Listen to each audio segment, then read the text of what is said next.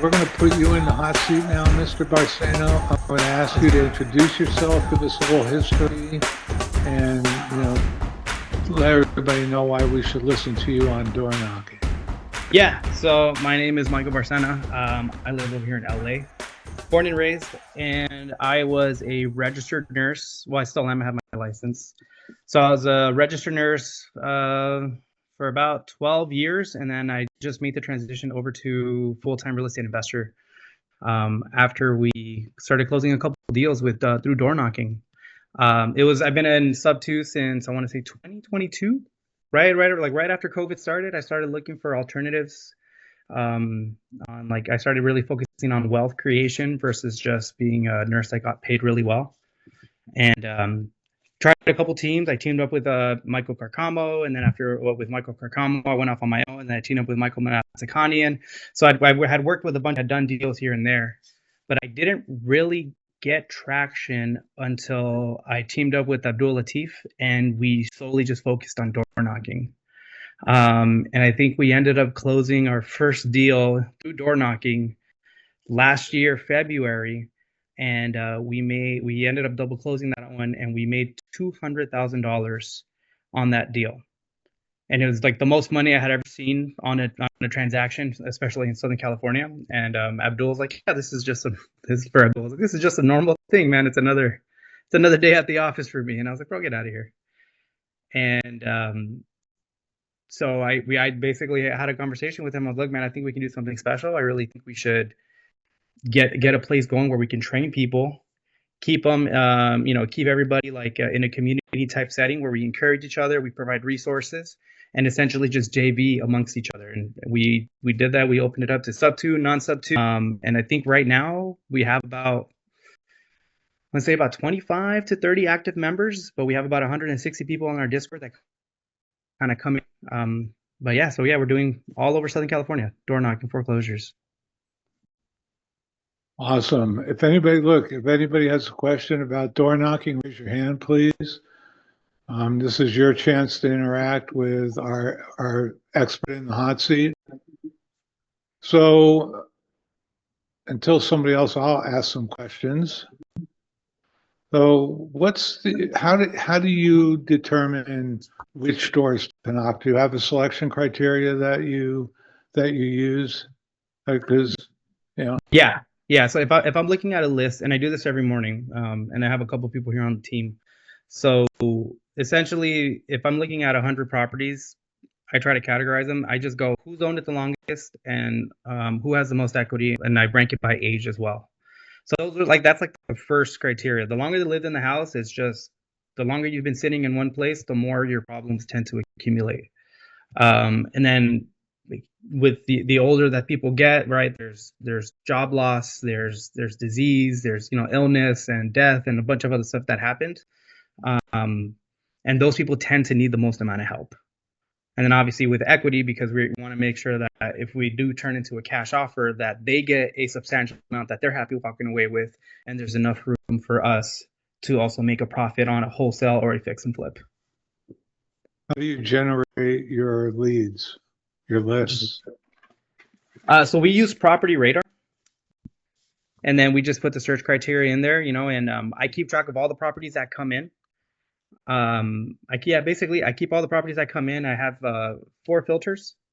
The filters that I have is 7-day brand new notice, 30-day notice of default, 30-day trustee sale, 7-day trustee sale.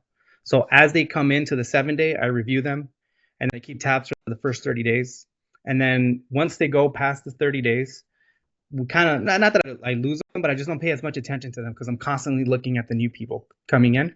And then when they're ending the foreclosure cycle, then they pop back up on my radar for 30 days. We make contact, and then the last 7 days we really pick up our marketing efforts.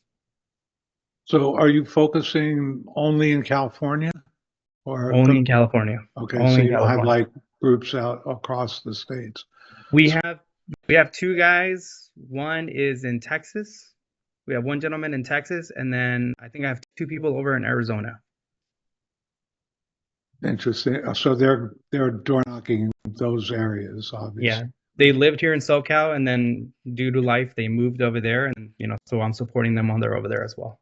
So, what's your protocol when you hit the streets? I mean, is it get scary out there, or do you have a game plan or protocols that you follow to stay safe when you're door knocking? Yeah, I tell our team, the best time to go door knocking is, from 3 o'clock in the afternoon all the way to maybe like around 8 o'clock. It's really up to them. Once the sun sets, especially now with the time change and everything, a lot of people don't like to door knock after that. But essentially, knock the door, take a couple steps back, don't position yourself square to the homeowner, kind of have yourself like at an angle. Little things like that, smile, wave. Try not to hide your hands or wear a hat or a hoodie. You want to make sure that they can see your hands at all times. But things like that. So, how many doors do you knock? For how many how many hours? That's a great question. How many doors do we knock?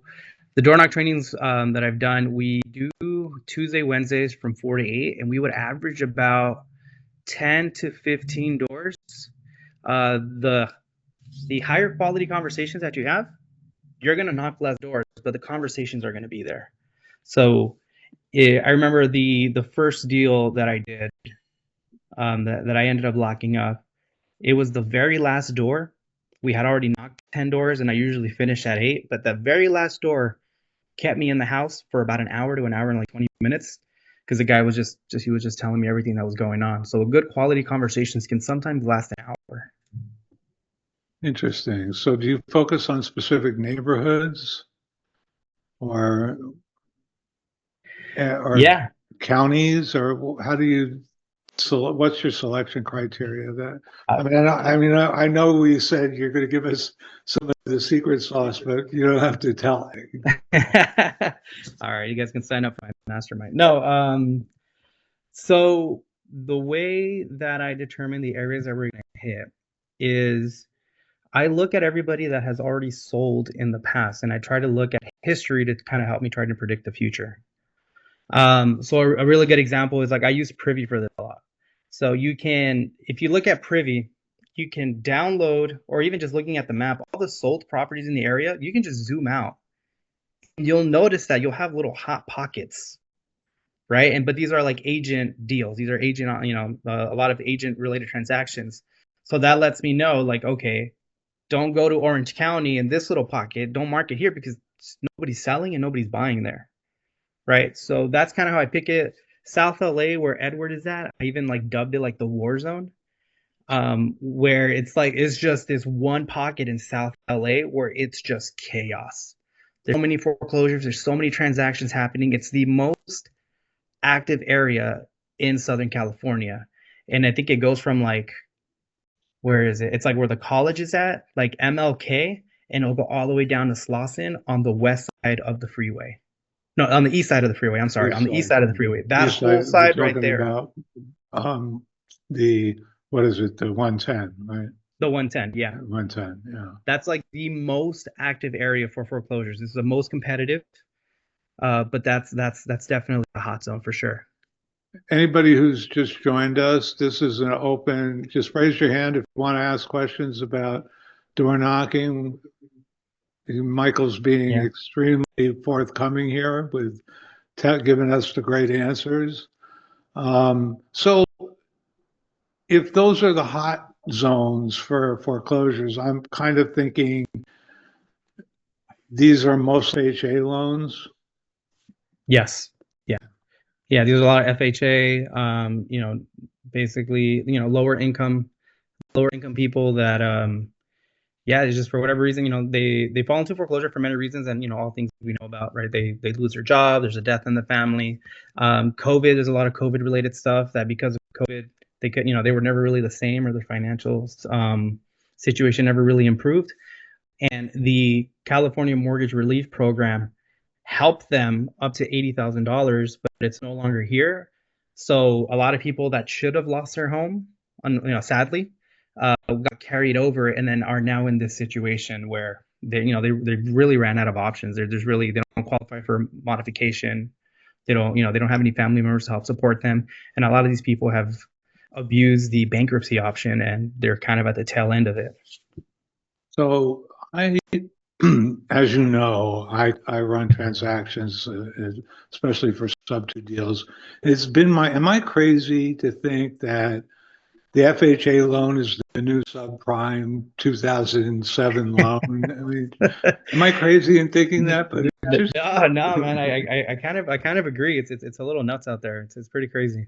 so it's like, right? It feels like sometimes, and maybe it's because I'm focused on working with sub two members that are looking for these, but I feel like, oh my gosh, FHA is just setting people up for failure here, right? Hmm. Because they can't sell their way out of these houses easily because there's no equity to begin with. The market dips a little, things slow, and it gets impossible for them to get out. And then Yeah. the arrears mount, and it's either short sale or sub two or something like that. Yeah, these homeowners, the ones that end up in that situation, I've noticed is they'll choose two reasons that ends up happening with the homeowners that we come across. One is they've had multiple refinances throughout the years where they themselves have just ate up their equity.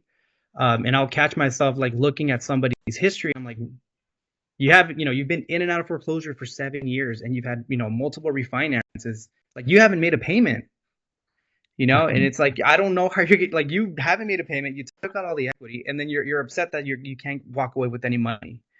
So that it blows my mind. The other thing I've noticed, which is really crazy, is have you heard of these zombie loans, these sleepy seconds? Oh, yeah. Well, the first thing when someone brings me a sub two deal, say, hey, would you run this deal for me? And the first thing I do is a sanity check. So I go on the title and pull deeds of trust, look for deeds of trust. And, they'll bring me a loan and there's four loan mods in there with silent sec, partial claims or, Yep. yeah, they turn into zombies. And some of them are accruing interest. The ones that aren't are kind of attractive to take those on. But, Yeah. I think there's some risk in down payment assistant loans depending on who issued them, right? Yeah. Yeah. Those are the ones that I see people get in trouble where they had no down payment. Like, the bank loaned them 20% of the down payment. And, this was back in, '06, '05 with those subprime loans. And after when the market crashed, there was no equity for them to collect on. So they kind of just went dormant and they've been collecting interest for all these years. So we're seeing that a lot of these loans are waking up. And these homeowners were knocking on their door and we're like, hey, do you know that, hey, just helping out a neighbor down the street, saw you maybe going through something similar. I just wanted to reach out to see if you know what I'm talking about. And they'll be like, no, what are you talking about? I'm current on my mortgage. And they're talking about the first position lien. Right. And then when we look on their transaction history, it's like, no, the second is the one that's for. And then that's the whole set of problems they didn't know they had. It's pretty crazy when that ends up happening. Yeah, when people do these loan mods and these additional loans, they become separate liens. They don't. I don't think the lenders telling them, "Oh, we're creating a new lien on your property," because they Yeah. don't seem to be aware of it. And sometimes when someone brings me one of these deals, and I say, "Well, there's four loan mods on this with four other additional second, third, fourth, and a fifth here that you're getting," and the sub two student says to me, "Oh, why didn't they tell me?" I said, "Honest to God, they just don't realize it. It's not like they're being deceptive, right? Don't you? Because what you I just said, right? I had that happen. I believe it or not. Oh my God, it was a crazy thing. So Alexa, who inside of our team, I call her the queen bee because she's just out there just killing. Getting so many appointments. She has so many properties under contract with us right now. And she door knocks this driving for dollars deal. The roof is completely just bare bones. It just needs to be completely redone. Not a foreclosure. We go in there, and the guy wants to sell the house. He wants to move to Kansas and do all that stuff. So we go in and we run title. We call the company, the bank, and then he had a second position lien for like around 50 or 60,000. And the guy got really upset. He goes, how is this possible? You guys are trying to rob my equity. Oh my God. So I told him, look, man, let's call the bank. It takes me about an hour to figure out anything that's going on with your problem. And then I'll be able to tell you what happened. So this guy, during COVID, got his knee replaced, both of them, and he didn't work for 2 years. Oh So my they did it for, oh, I love that. The balloons. So they gave him a forbearance. Um, where he just didn't make payments for all that time, and he completely forgot about it. Brought it up, and he goes, "Oh, you know what? Actually, now, yeah, I do remember. I didn't work for 2 years. I was at home, and I made no payments during that time." And it's like, how? So it's like sometimes these homeowners, they honestly do forget. They don't I know thought my that. memory was bad. Yeah, What's man, it that, Patrick? happens. Yeah, I was just saying I thought my memory was bad. That's really bad. I forgot I didn't work for 2 years. Yeah, right. It's Oh yeah, good. I have a mortgage. It was, and I was like, and and obviously he ended up listing with an agent, and it was better for him because if he hadn't had that partial claim there, or like whatever the deferred payments, um, it would have been better for him to go with us. But because of that, it ate up that equity. It was actually better for him to list with an agent, and he went with a friend of his that helped him out. Well, that's good, and you kind of saved his butt because you gave him fair warning. Mhm. Anybody else have questions for Michael? I've Patrick, got do a you have any million questions for questions, Michael? Gary. What? You know me. You want to? Yeah, Let's go. but you So just it's not flipped away from Patrick, and go ahead, you. ask away, brother, because it's not just door knocking. I run the team. I do the sales training. I do the underwriting. Like literally, like I do a lot of things. It's not just door knocking. When you're trying to build a door knock team, it's not just door knocking. It's like, Rogue, there's 20 of us on here. Can you guys blow up the chat? Who here is part of the team? Let me see. Who here is part of the team? So here we go. See, we got Edward, we got Alan, we got Ronald, we got Saul. Love it. We got Mar. We Doo-wop, got a couple of people on here. Mario Doo-wop. That's awesome, man. Yeah, so I do have a lot of questions. You know, I'm very similar to you. I think we're kindred spirits. I was like, you know what? I need to build a team. I need to take the reins and get people working with me. And we've had pretty decent success. So with us, we work mainly with agents. We're always doing off markets mainly. And one of the big break had was like learning how to triage opportunities. In other words, like what's high motivation? What should we be focusing our opportunities on? Because when you're new, you're like, oh my God, somebody wants to talk to me about their property, right? And you think you've got a deal when actually it's a huge waste of time. So By the for way, us, it's like Patrick, I call that lead love. lead Lead love. love. Is that what you Yeah, said? there's the 4 phases of wholesaler learning. Yeah, That's I the think. first one, lead love. The next Yeah, I one's think. contract high, Right. Pace says EMD dread, and dispo despair. Once you've got through all of those phases of learning, then you're ready to do some business. Yeah, so for us, it's like need versus wanting to sell, right? Like typically it's linked to some type of financial or judicial situation. The condition is it financeable? Obviously, they're going to have to work with an investor if it's not. And then timelines. They need a fast or flexible closing timeline. So we use that grading scale to focus on like, okay, this is the one that we need to look at. So for me in my foreclosures in California, it's always been kind of difficult because it seems like to be the situation where they just keep kicking the can down the road. So my question to you is like what's your like check system or like your checklist of things of like, okay, this is somebody I want to work with. And I guess that bleeds into another question, but I'll let you answer that one first. Okay. So, and for those of you guys that are on the team, if you guys know what I'm going to say, just go ahead and start putting it in there. What do you guys think the answer is for this one? Yeah, so I start off with the initial 3 criteria: who's owned it the longest, who has the most amount of equity, and then who, as far as age go, who's up there in age. And the framework that we follow, and it's a mixture of it's Alex Hermosi's, right? But Alex Hermosi's, and I mix it in the questioning of Jeremy Miner, right? So when it comes to triaging, did you work in the medical field by chance? No, I actually Okay. own 2 brick and mortar locations that were gyms. Okay. So no, it's because Kind of related. I'm an ER nurse. So you say triage, and I'm like, dude, this is my guy. He's an ER dude. Yeah. So what we do is we follow the closer framework, right? C stands for clarify, right? As soon as you encounter the homeowner, you want to get them to admit that there's an issue. If the homeowner's not willing to admit there's an issue, then that already lets me know. In the ER, you triage them from 5 to 1. 1 is the person's dying, they're having a stroke or a heart attack. 5 is they stub their toe and they don't need anything. They just came here to get taken care of. Right. If the homeowner's not willing to admit to me that there's a problem, then I move on to the next person. Right. So that's the first thing. They have to be willing to come forth and say, hey, yeah, I know there's a foreclosure going on. So that's C, clarify. Within clarify, they need to tell us, hey, what is it that you're looking to do? Are you trying to save it or are you trying to sell it? Where's your thought pattern? Usually 99% of them say, I want to save it. It has happened though, not gonna lie, it has happened to us on 3 different occasions. The very first knock that we do, hey, I need to sell. How can you help me?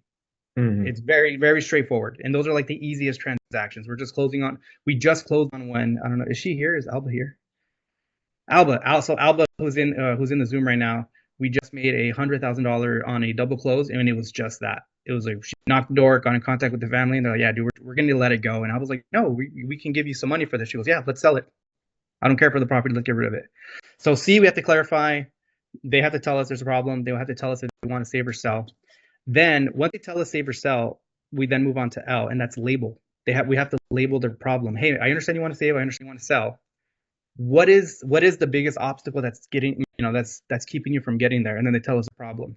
Where the magic happens is after L, right? And the closer framework, and then it's in the overview of their past pain, and this is where the triage really comes in, because I have this, and I'll share my screen. I've shared this with the. I don't know. Can I share my screen? Yeah, you can. Okay. So I have, and I've shared I this leave the in the. settings pretty open, so. All right. I've shared this in the daily dial. There's multiple D's to get a deal in real estate. The more that they have, the higher priority that we give a person. So the first one is distress. Does the property look beat up? Are there multiple cars in the driveway, overgrown grass? A driving for dollars deal. Are there squatters, druggies going in and out of the house? Right. The debt. Obviously, we know that they're in foreclosure. That there's a problem going on. Multiple liens, types of debt. Right? Is it a hard money loan? Is it a HELOC? Is it a reverse mortgage? This tells us a lot about their situation, because we know if they're in foreclosure and it's a reverse mortgage, then they fill out the paperwork to say, hey, I'm alive, or they actually died, and that's why they didn't fill it out. And now it's a family that has to probate or whatever it is, because then obviously it's payoff or refinance. Then it's depression. So D, this is probably the biggest one. Depression means that they either A, do not have a support system. They do not have a support system. I mean, everybody else around them has left them.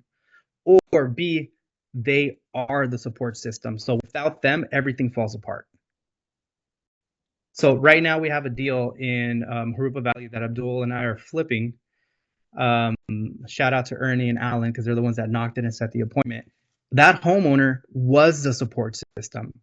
She had her son who was an alcoholic. She had her daughter who was addicted to drugs. She had, I think she had maybe like 50 cats in the house, and 2 trailers with 2 homeless people living in them. And then like the neighbor, ill situation. But she was the only sane person surrounded by all this craziness.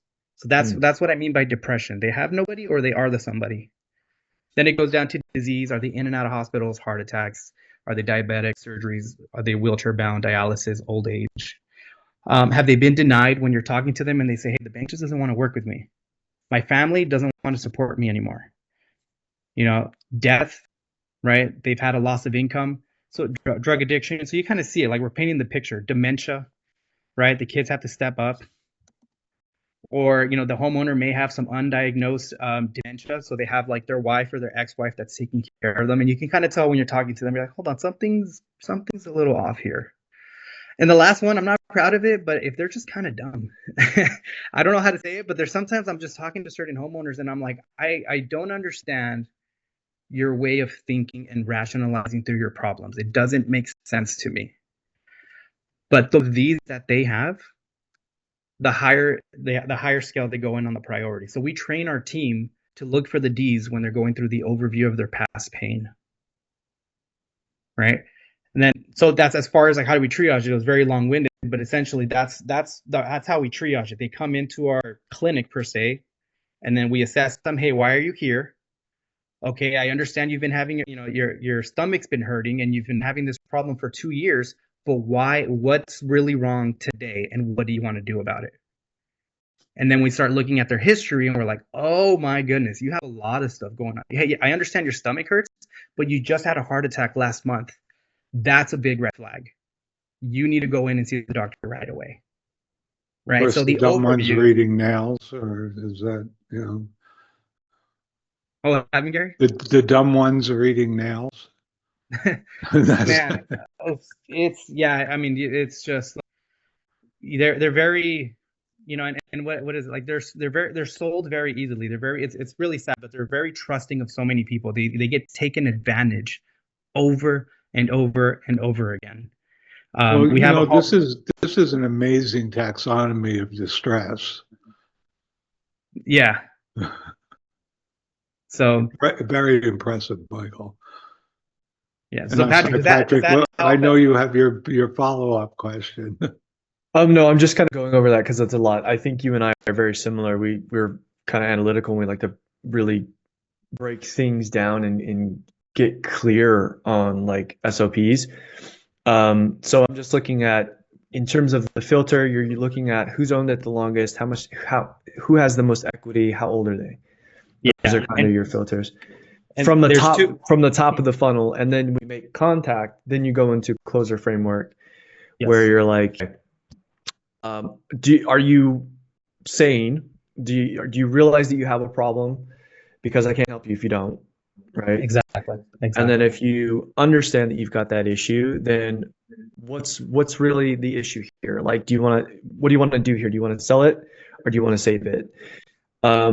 I guess you could probably go into a sub, you know, framework there too. It's like, because I feel like with people, they might not understand what has to happen to save it or the criteria in which they have to check these boxes and in order for them to even be able to do that, like a loan mod, for example, right? You need to have income coming in, and they might not even know that or know that it's an option. So are you doing like, I guess my next question would be, how are you positioning yourself? Because I know a lot of door knockers and people who focus on foreclosures essentially saying they're going to help people save their homes. Are you guys positioning yourself like that, or like what does that look like? So we leave it. That's part of the clarify. We ask them, what are they trying to do, right? And one of the lines that I use with a lot of homeowners, and when they ask me, how can you help me? I let them know, and I'm like, hold on. Well, let's define the word help, right? Because help means different things to different people. Like we just helped out 3 homeowners, get a loan modification and stay in their home. But I'm currently helping out 3 other homeowners where we're buying the property and we're helping them relocate. So when you say help, I reverse it back onto them. When you say help, what does help mean to you? Right.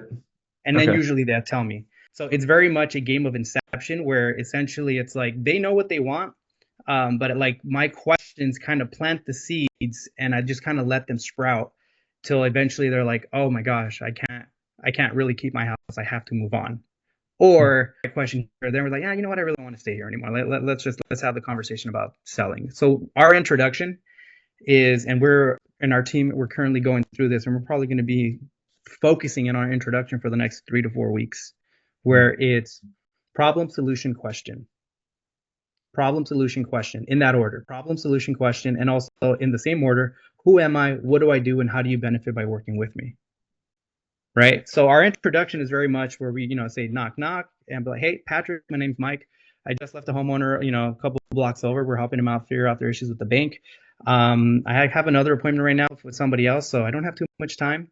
I'm sure you've been getting a bunch of calls and all this other stuff. Do you happen to know what I'm talking about? Whatever the response is, I'm like, hey, great. What are you currently doing? Are you doing anything about it? Or like, what's your goal at the moment? And usually that says, I want to save it. Great. Hey, so what have you tried so far? Or what are you currently trying to do? What's your biggest headache? I just get them to tell me about their current situation until I can label their problem, and then I go into the overview. What have you tried? You say you're working with an attorney. What has the attorney done? You say you're working with a trusted advisor, an agent.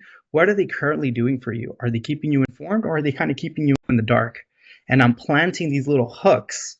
And I use hooks in the sense where like I kind of lay these little, not traps, but I lay something for them, for their mind to be like, well, I want to talk about that.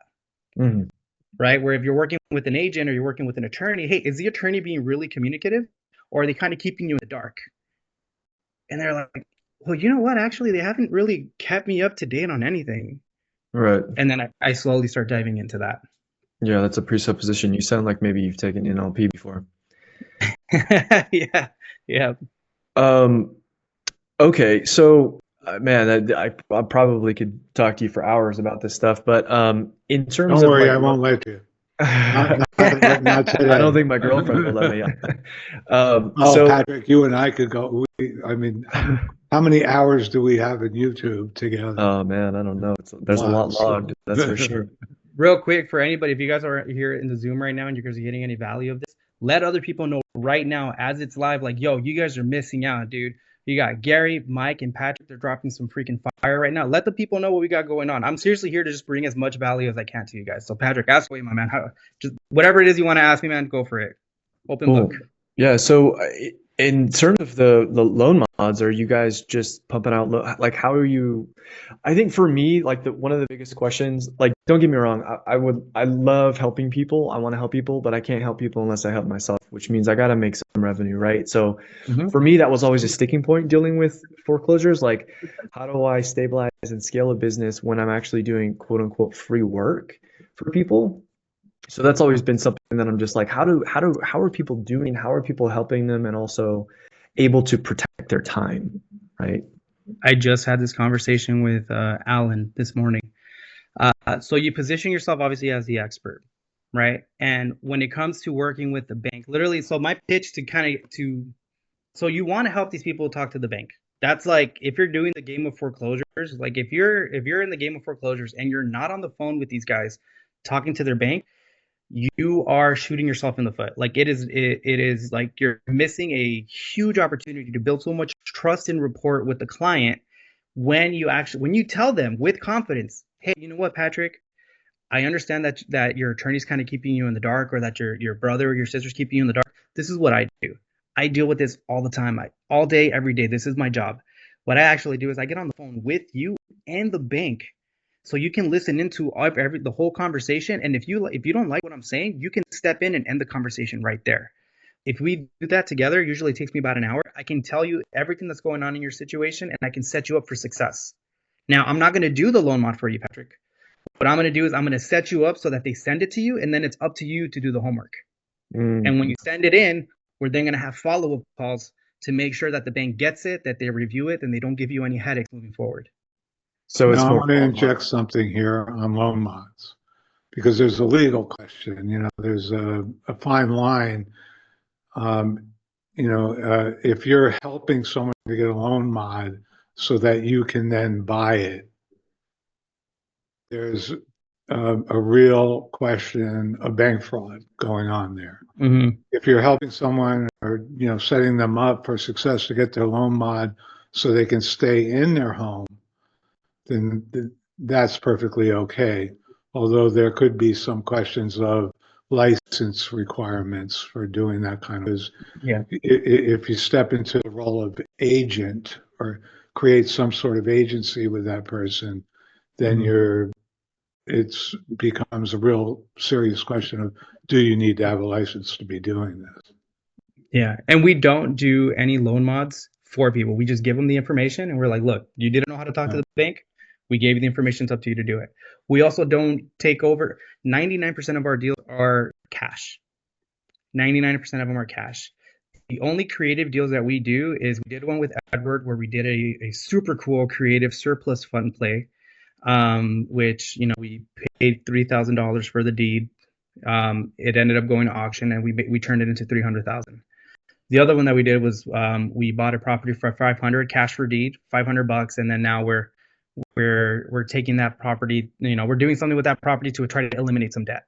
But we don't do loan mods with the intentions of trying to take it over the substitute route. We don't do that. And I just wanted to inject that for people who are going to listen to the recording, that they be careful, that Yes. that you clearly know where those lines are drawn, and you've got your practice methodology down, just like you have a brilliant taxonomy for clarifying your leads and qualifying them. Patrick, do you have any other pressing questions? I guess my last one, and you know how my brain works. I'm probably Yes, going to. I do. Um, Spend a lot of time hooked to that brain. I would ask. I don't have a brain fart now. This will be embarrassing. Here it is. So obviously you're following up with the loan mod, and I'm sure just by listening to you, you probably have a very organized pipeline with SOPs around that pipeline. My question to you is because there are like this thief, right? And anger is one of those things where like people will tell you to F off, Yeah. but they might be one of the best candidates in the list. So are obviously you're spending your time and energy on those who are low hanging fruit and saying, raising their hand right there, like, hey, I need your help. I got a problem. Let's talk about it. Are you following up with those people who are FUs and what does that look like? Yeah. And then because you mentioned the stages of grief or the stages of foreclosure. So it's 5 stages, right? It's denial, anger, bargaining, depression, acceptance. The deals happen. You kind of get an inclination when they're in the bargaining stage. When they're bargaining, you're like, okay, they're starting to warm up. They're starting to try to negotiate with life. Then the deals will happen within the depression and the acceptance stage because for whatever they're just most open to the idea of selling at that point. When they're in the anger phase, it really depends on the door knocker and their level of tolerance, how tolerant they are to somebody yelling at their face. I've had homeowners that yell at me and I show up 2, 3, 4 days in a row. And then on the third, fourth, or fifth time that I visit, they're like, you know what, dude, I've told you to go away. You haven't. Come on in. Let's talk about it. Right. And Really? then there's people that, you'll notice it. Like, all right. So it's people get denied at the door and it's our job. It's your job. If you're a door knocker and you're doing this for foreclosures, it's your job to ask the hard questions and kind of weather the storm. And Pace Morby has a great analogy of Conor McGregor fighting Floyd Mayweather and how Floyd Mayweather he weathered the storm of Conor McGregor's onslaught for the first couple of rounds, and then he wore him out and beat him like in round 7 or 8 or whatever it was. If a homeowner's coming at you and they're hot, they're red, and it's like, get out of here, don't come back here, and then you stand your ground and you're like, hey, look, I get it, put your hands, hey, look, I get it, I understand, I apologize, I was just down the street, whatever, and you press forward, and then the next time they tell you to back away, it goes down. It's a good sign because then they push you away, and then you press forward even more, and then it gets lower. Every time you press forward, it gets lower and lower. That's a good thing. Same thing with going back the next day. If you go back the next day, and their level of frustration is less, third day less, keep going. But if you go one day and then the next day it jumps up even more, you're like, okay, hold on, all right, get the signal. You may not want to come back. So it just really depends on the door knocker, how comfortable you are with that kind of confrontation. All right. Okay. Last question, I promise. Keep them coming, brother. There's 25 people on here. You're the only person who's asking questions. I don't know. There's some people here from the team. This is your opportunity to ask me questions. I talk to you guys all the time, but it's always about sales. So if you guys have any questions, go ahead and ask. So I'm just curious as to like what the breakdown is. This was one of the, for me, when I first started the team, one of the awkward hurdles to get over because you really never know how to value yourself or price your service or how are you going to split things up and you want people to join, but you're worried about it. And I just, I came to a conclusion. I did the math and now it works for us. We know what the commission split looks like, but what does a JV commission split look like for you and your team? Love it. All right. So this is great because I had the same thing, different teams. Nobody really knew what to get paid out and all this stuff. So we have a Discord and I can show you my Discord. But in order for people to get onto the Discord to be a part of SoCal DKA, which is Door Knock Army, in order for you to be a part of that, you know how when you set up a Discord, you can have them answer a couple questions on their way in. So my upfront agreement is inside those questions. So if you set an appointment, for the team, and that appointment turns into a contract, locks you in at 16.5% of however much we make. It can be whether it's a small deal or a big deal. If you then help from the contract to the close, which means you're following up with them, you're notifying us whenever there's any doubt within the homeowner, you're letting us know when there's an agent around, when there's whatever it is. If you help us kind of put the flames out along the way, we cap out at a maximum of 33%. Okay. Right? So we can have somebody that just goes and just sets appointment after appointment after appointment and then doesn't do any of the follow-up afterwards. And the team does, then that 16.5% is locked in for that person. And then whoever helps us do the follow-up is then entitled to the other 16.5%. Gotcha. Right. Okay. Now we did something really cool out of necessity. So like, let's say you have two door knockers, a little peace sign, a little bubbles. What is it? Is it the? It's the peace sign. I don't know. Like it just happens to me all the time. I don't know. Never been able to get it to do that. I think you have it set thumbs. that way. I get thumbs, but I never got balloons. Okay. Yeah, it always happens. So like, all right. So we have this incentive, and that has worked out really well for us because we've had teammates set an appointment and not do the follow up. Right now, the follow up's a little different because the homeowner has to be willing to work with you. Right. So you showing up every day and the homeowner not liking you, like it doesn't work that way. Like you have to be their friend. That's your responsibility to be the friend. Let's say you have a battle buddy, right? Let's say Patrick, you're just getting started in door knocking, right? And then I'm a little bit more experienced, and you're tagging along with me.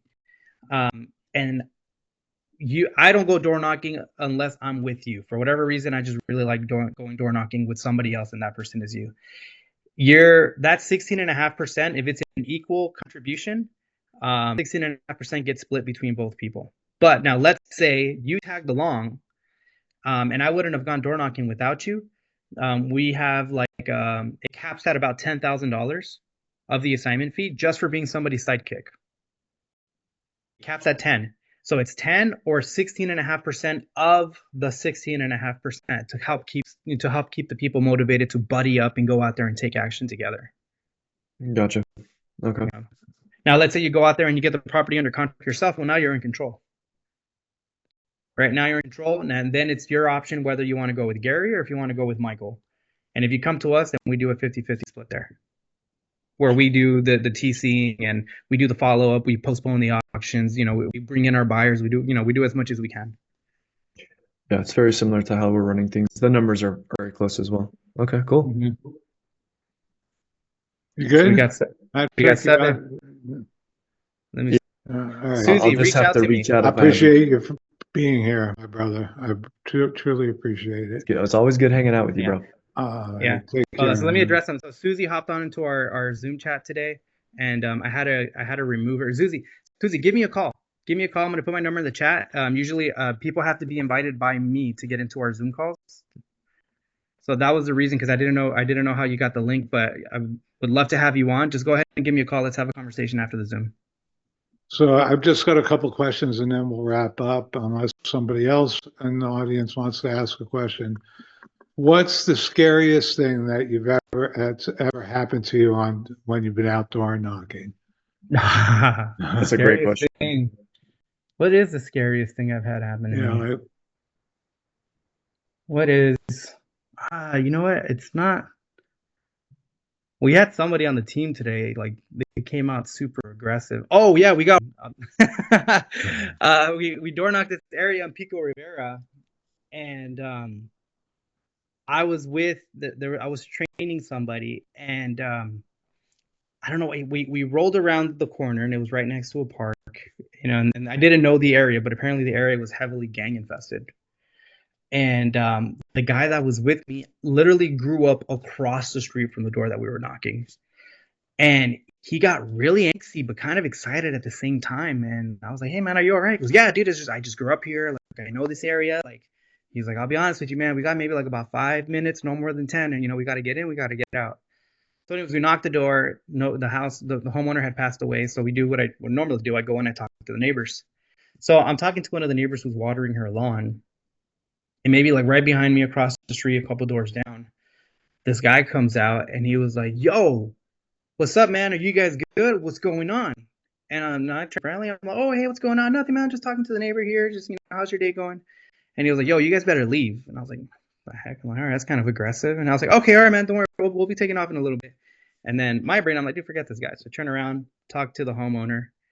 And then the guy gets even more aggressive. He's like, yo, I don't think you guys understand. I just called the cops. You guys better leave. And I was like, cops? Dude, I'm not breaking any laws. Whatever. Like, so the guy that's with me goes, hey, Mike, we really should leave.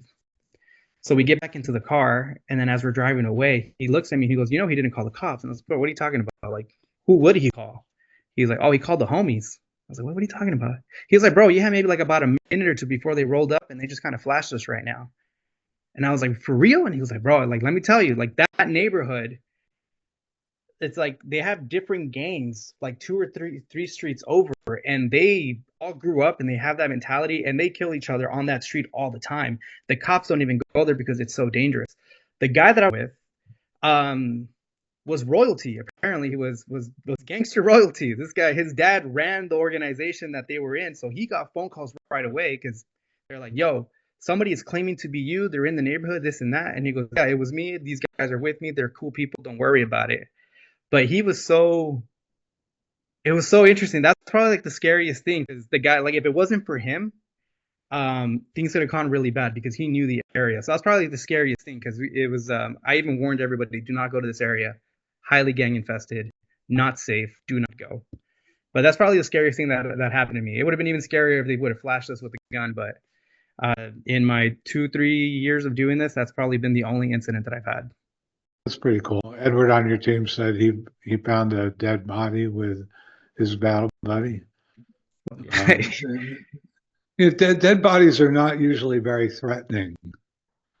Not that you Yeah. want to run across them, and but so what is the most important thing someone should know about door knocking before they get into it?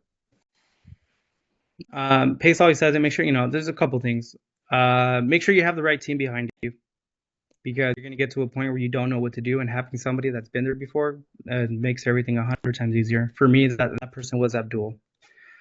The other thing is give yourself the opportunity to fail because if you don't have any, here's the thing, you guys, everything is sales and marketing. Everything is sales and marketing. Right now, what am I doing? I'm marketing myself. I am selling myself to you guys. That I can get you guys your next deal. That I when it comes to foreclosures, you want to give me a call. When you're just starting off door knocking foreclosures or driving for dollars, there is a giant gap in skill between there's a giant gap in skill that's going to be able to get you that opportunity. So if you have the right team behind you, you can kind of tag the person in at the right time to make up for those skills. If not, it took me about a year and 2 months for me to land my personal contract. I was helping other people get contracts because I was playing the role of the connector. Gave someone a list, they found an opportunity, I recognized it, I passed it off to Abdul. And then it took me a minute before I had built up enough skills to close my own deals. But give yourself time. The average turnaround, and I was having this discussion with the team, the cash conversion cycle for a door knocker that I've noticed with my personal team is about 8 months. The time that you start to the time that you can get your couple of contracts and some money in the bank account, it takes about 8 months. How do you speed that up? Volume. The more, and Alex Ramosi, the more at bats that you have, the more opportunities that you're going to come across. So if you're doing this part time, expect it to take about 8 to 12 months or longer. If you're full time committed, I think we had Shelby come in, but she already had sales experience. Within the first 2 to 3 months, she made I think it was like $270,000 double close assignment. Trayson, I gave him a list. Trayson's here. I gave him a 30-day list of foreclosures. Within like maybe the first week or two, we ended up getting one under contract, which turned into $200,000. Right? For myself, it took me a year and a half because I was doing it by myself. So give yourself the time to fail. Make sure you have the right team behind you, and don't be afraid to ask for help. It's better to have a small piece of the pie than get nothing because you're trying to get everything. I would say that's universally applicable advice right there. Give yourself time to fail, time to succeed. People expect instant gratification. It's just not the way it goes. Every once in a while, somebody does have that. It's just a magical moment, but for most people, they get too discouraged too quickly. Mm-hmm. So give yourself time to fail and learn, because you don't learn unless you fail. That's for sure. So speaking of sales and marketing, how do people reach out to you to become? You're always growing the DKA, the door knocking army. Yeah. The door knock army is available to everybody that wants to go ahead and give it a crack. But reach out to me on Instagram or Instagram, I'm more active. Just Michael Barcena REI or sub to Michael Barcena. I forget what my hand. But Do you it's drop your phone number as well, the email? Should we put that in the chat? yeah. So Maybe I'm gonna one of drop your my phone team number. members can do that. Put Michael's phone number and email in the chat. There you There go. we go. And then it's mbarcenarn@gmail. You guys can reach out to me there. But yeah, find me on social media, Michael Barcena. Shoot me a text. The best is just get on the phone with me, because that's the first thing I'm gonna do. If you text me, I'm gonna call you right away. Speed to lead. Speed to lead. I'm gonna call you guys right away. But you guys can also shoot me an email.